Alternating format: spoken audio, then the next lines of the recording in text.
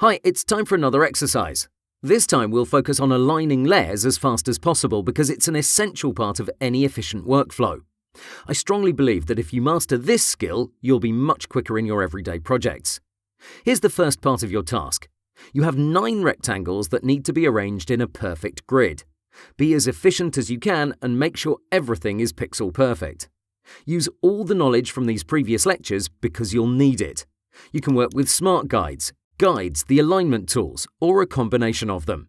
As a note, the order of these tools has changed in Photoshop CC 2019, so if your icons are in a different order, this means you're using an older version. Not to worry, as nothing else has changed, the functionality remains the same, only their placement has been modified. Back to it. Do it several times in multiple ways to really cement your understanding of them. See which method is faster. Here's the twist. If you truly want to master aligning layers besides arranging them, you should complete the second part of this exercise. Make sure you have the exact same distance between them. So let's take this middle layer. Position everything in such a way where all distances are consistent, say 25 pixels. That means between every single 2 layers, you should have 25 pixels, both horizontally and vertically. You can use any value, that's less important, but be precise about it.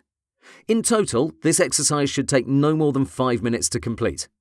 Just in case you don't know how to do it, don't worry, in the next lecture I'm going to solve it so you can compare our workflows. Please stop the lecture right now, download the attachment and get to work.